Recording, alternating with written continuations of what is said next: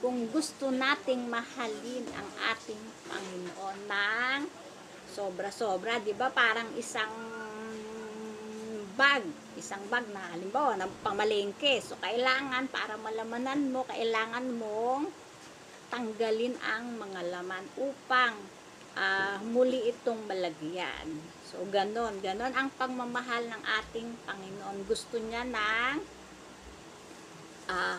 entirely detached.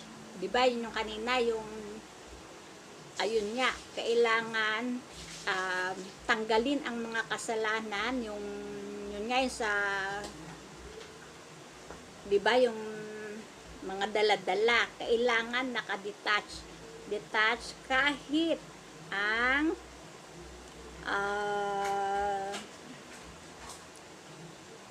even yung gahibla ng sinulid na attachment ay wala. For in order to come to my heart, there must not be even a thread of attachment to earth. You must win possession of the love of the Lord by a complete union, a heart-to-heart with Him, seeking His heart within your own. Ito,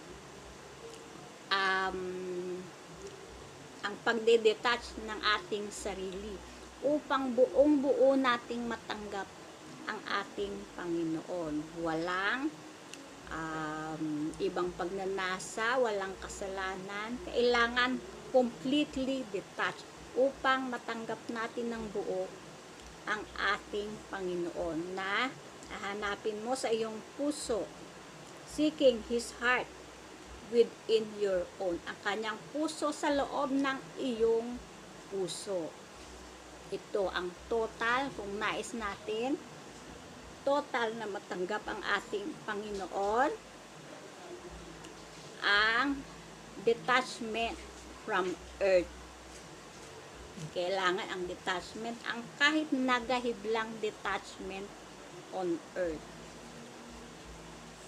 Kailangan ang humility,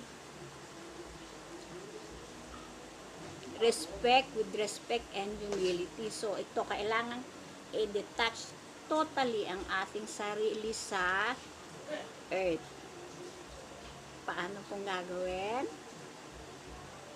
Through prayer, fasting, and abstinence. Dito natin